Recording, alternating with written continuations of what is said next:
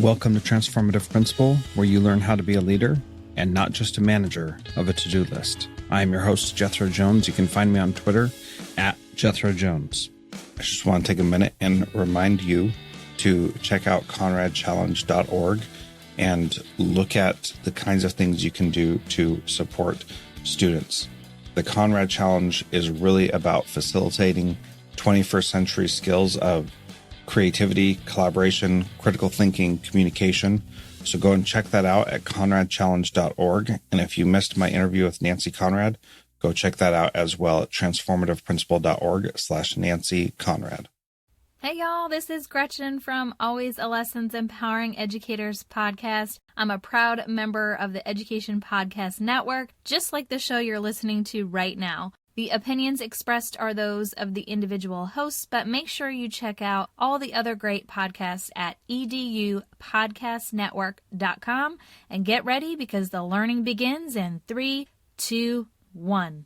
Welcome to Transformative Principal. I am Jethro Jones. I'm excited to have you here with me for episode 264 with Jennifer Hogan, who's the assistant principal at Hoover High School in Hoover, Alabama. Jennifer, welcome, and thank you so much for coming on the Transformative Principal podcast.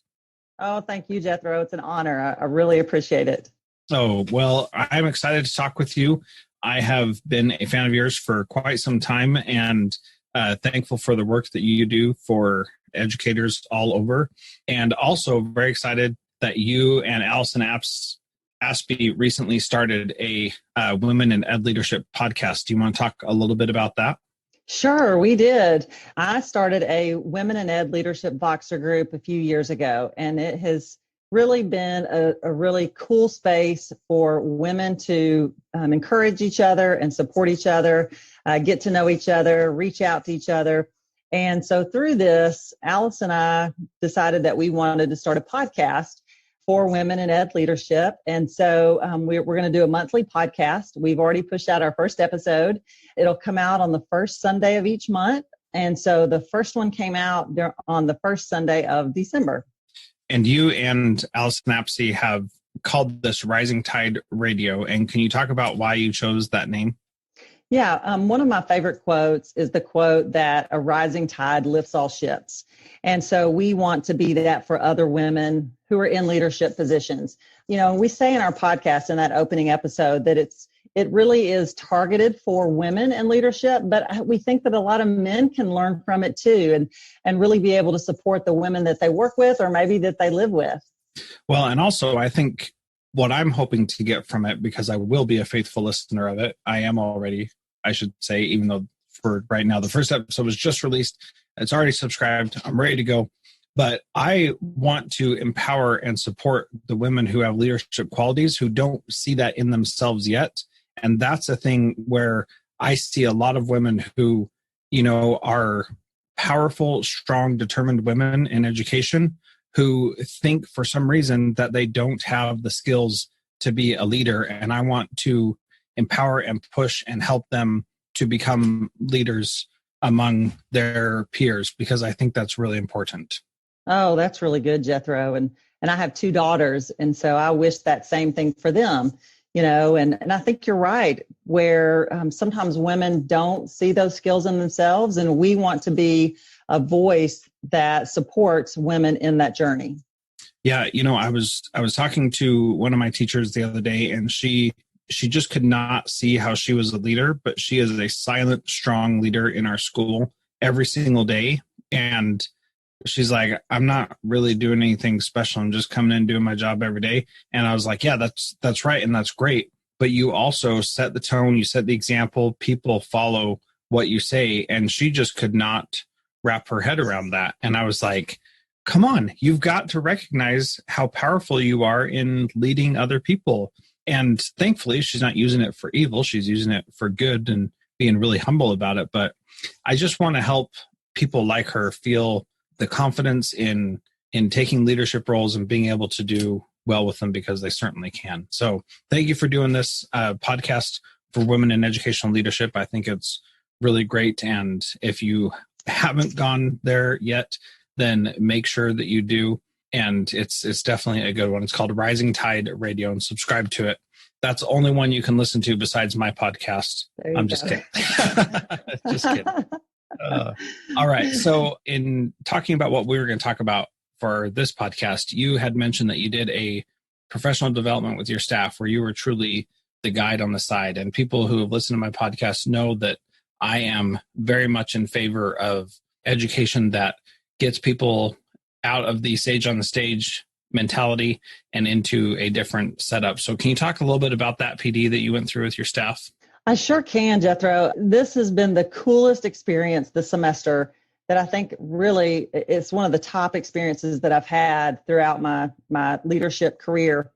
And, you know, I've heard about leaders who have done this PD with their teachers, and we always give teachers choice, and we try to make it something that's not sit and get. We try to make it interactive. And I've heard so much about leaders wanting to be, you know, like we want teachers to be, the guide on the side. And I never really could quite figure out what that would look like. We're a staff of about 220 teachers. The PD at our school is optional. And so one of our school goals this year, we're a one-to-one school. One of our school goals is to take the learning outside the classroom walls. Okay. And that was kind of the overall goal. What that would look like in each teacher's classroom was going to be different. Okay. And so the teachers who chose this as one of their goals, they've attended 3 different professional learning sessions with me. And the first session that we had really wasn't even about the technology. It wasn't even about what that would exactly look like in their classroom. It was kind of the first stage of design thinking. And it was about gathering courage and thinking differently about the way they had thought about their classroom in the past, and being willing to take those risks, because we knew that the teachers were going to get out of their comfort zones. They were going to ask their kids to get out of their comfort zones. They were going to do things that they had never done before. They were going to have to learn new technology they might not have used before. And every teacher was going to do what was appropriate, I guess you could say, for their classroom. And so we asked them lots of why questions. Why did you choose this goal? Why do you want to do this for your kids? Because we know that if they're grounded in their why behind this goal, it's going to help them get through those uncomfortable moments when they're trying to figure out what they're going to do with their classes.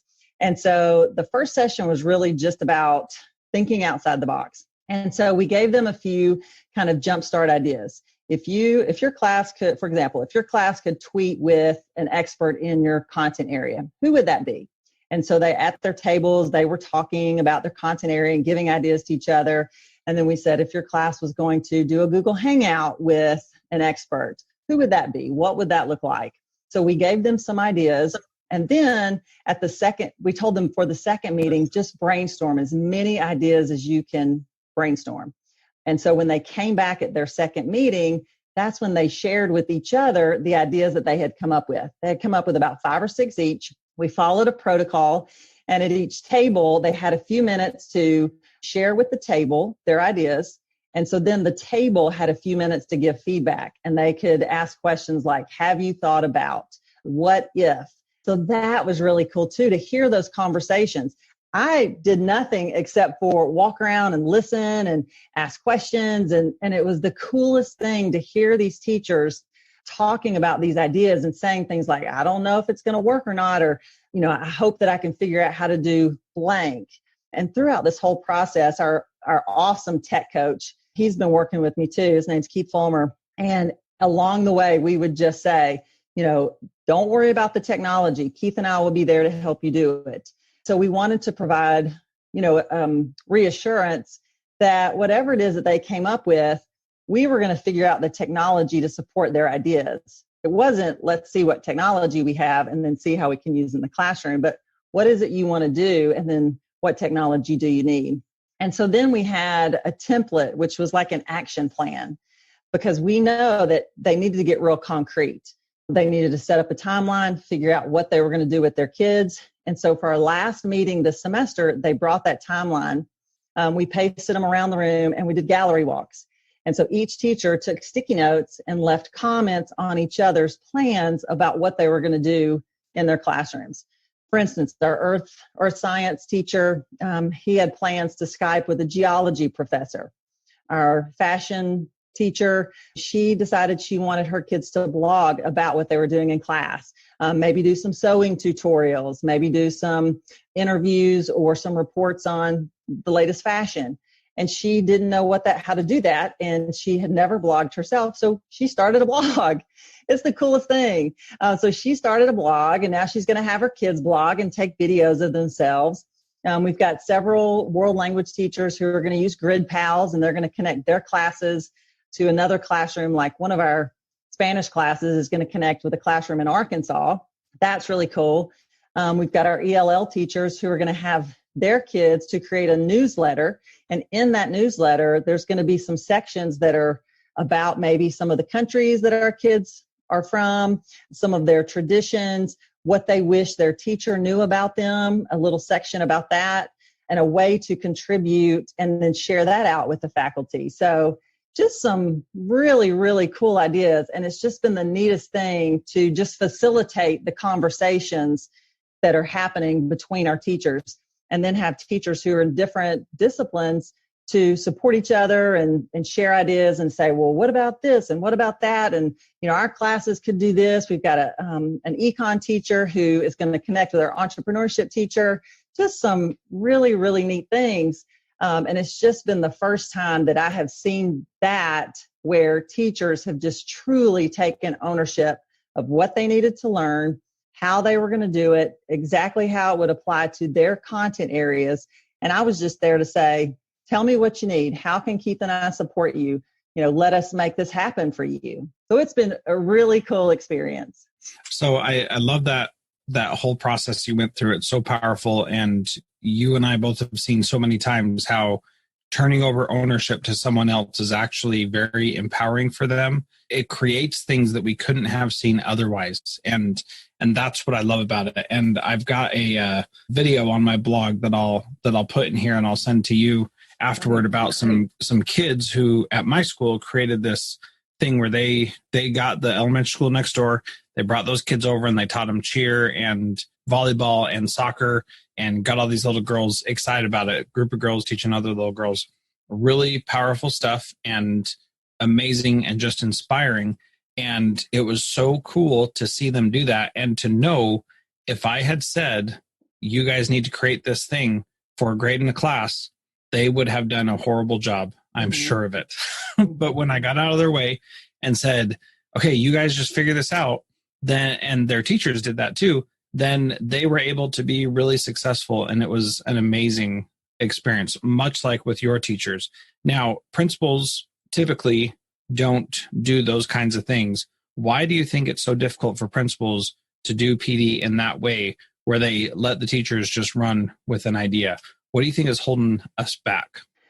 That's kind of hard to say. I think it's that sometimes we think that teachers need to learn about blank, and then we deliver that content so that they walk away having learned whatever is in that blank, right?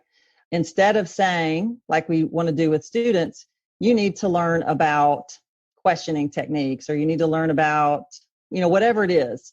And then saying, how do we want to go about that?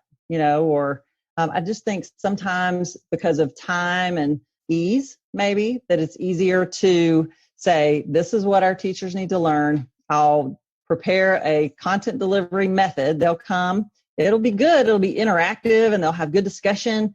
And then they'll walk away having received what it is we want to give them, instead of saying, how do we figure this out? How do we help you learn what you need to learn about blank? Well, and what's also interesting that you were kind of hinting at there is that we create these learning objectives for our teachers to experience. And we say things like teachers will be able to know how to connect with something outside their classroom walls, or however you said that. You said it better than I did. But our teachers will be able to take the learning outside their classroom walls. Yes. That took notes. So that's what our objective is. And then we go in thinking that we need to tell them how to do that so we can assess and see that they know how to do that. And you took a totally different approach, even so much as not even talking about the technology to be able to do it yet, but talking about the ideas. And I'm sure there were some ideas that did not involve a lot of technology, and people could connect with experts by having a guest speaker come into their class or going on a field trip. And those are not technologically advanced things, but you started with the ideas first, and then you figured out the technology. And that is a really powerful way to do it. Can you talk a little bit more about that process, and if you need to put any roadblocks up and say, oh, well, actually, we can't do X, Y, or Z because of whatever, any challenges or struggles with that? Yeah, I think what was kind of freeing is that we told them just to think of as many ideas as they could think of. As you're going through your day and you see something or hear something or see something on the news, or you're getting ready to teach a certain lesson, or you hear a teacher in the faculty lounge talking about an idea and something hits you, write that down. Just brainstorm as many ideas as you can, because we didn't want them to feel limited. We're a one-to-one school. All of our kids have Chromebooks. But if you look at the SAMR model, we're still kind of at the substitution phase. And we needed to have something to move us and have our teachers willing to take these risks. And so, we talked about the technology that we have. We talked about some VR headsets that we're getting in. And we just tried to introduce them to some things that maybe they hadn't heard about, Skype a scientist, for instance. But we wanted them to go out and just come up with the ideas, and then we'll figure out if there's the technology there or the ways that we can help them to reach those goals. Yeah, that's really powerful. And when you can have that approach, then amazing things can happen that we can't even foresee, which I just love. What were some of the challenges that you faced going through this? Were teachers forced to do this? Was this opt-in? What were some of the challenges that you faced? What's really cool is, as you ask me that question and I think about challenges that we faced, I honestly cannot think of one that we've had so far. For this semester, it was about figuring out what they were going to do, having the plan in place so that when we come back second semester, they can do what it is they're going to do with their kids. Now, our earth science teacher, he's already done a Google Hangout with the geology professor, the professors at the University of Alabama. I got to go in there when they were video chatting, and it was just so cool. And our teacher, he geeked out. He was just he thought it was the coolest thing ever too, to find a geology professor who would talk to his kids, and they had spent some time brainstorming questions they wanted to ask. And, every question that they would ask, he would say, well, that's a really good question. That's a really good question. And, so I don't know that much about earth science, but to see that he was impressed with the questions that our kids had come up with, that was really exciting too. So in terms of who has to do this, is it optional? We have 3 school goals that we create at the beginning of the year, and the teachers choose at least one of these goals for their professional learning plan. And so based on whichever goals that they choose, that would direct them towards the professional learning for the school year. And so these are about 40 teachers out of our 220 who have chosen this particular goal as one of their goals on their professional learning plan. Now, I've had conversations, though, with, I guess, probably about 10 to 20 teachers maybe who wanted a technology goal, but it wasn't necessarily taking the learning outside the classroom walls, if you will. They maybe wanted to learn how to use Kahoot or Flipgrid or a technology tool within their classroom. Whereas this was like a totally different way of thinking about it. So it was opt-in, and we haven't had any challenges yet. That's not to say that, they're not going to come second semester. Well, it's funny. I asked that question because the challenges that we face when we relinquish power and control into the hands of those who are doing the work, the challenges are really quite small, because once they have ownership of it, they want to solve their own problems. They don't want to come to us to figure out what we need to do. They say, you know what, if I want to communicate with a geology professor, then gosh darn it, I'm going to figure out how to do it. And that's where it's so powerful. And, especially extending that down to kids, when they're able to do that, they don't see obstacles, they see opportunities. And it's really exciting to see that with kids and adults both. So are the teachers that are working on the other goals, are they doing an open-ended guide on the side type of professional development as well? Or is it different? Or would it be better to not even ask that question? Well, it is a little bit different. And so two of our other assistant principals are leading those professional development strands. And so they're doing it in their own way. And it's not as open-ended like this one has been, but they're doing a great job with their sessions as well. Yeah, that's great. It's exciting to also have different personalities and skill sets in the administrative team so that people can play to their strengths. And this was obviously one of your strengths, and you had the capacity to relinquish that control, which I think is really important also. So the last question that I ask in each interview is, what is one thing that a principal can do this week to be a transformative principal like you? What's one thing somebody could do this week? Gosh, just one, Jethro? Only one. You got to choose. Only one. You know, I always say this is get into classrooms. Get into classrooms, see your kids, see your teachers, know what's going on in your building. You know, it's something really simple, but it's not always easy. We have, like I said, about 220 teachers. And so sometimes it can be difficult to get out there and visit classrooms. If that's something that's important to you, you'll make time for it. And I just think it's key to put your hand on the pulse of what's happening in your building. Yeah, I think that is absolutely correct. Jennifer, how do people connect with you, follow you, and learn from you? They can connect with me on Twitter. My handle is at Jennifer_Hogan, and I blog at thecompellededucator.com. Okay, great. Thank you so much for being part of Transformative Principal. This was a wonderful conversation, and I so appreciate your time tonight. Thank you so much, Jethro. This was a blast.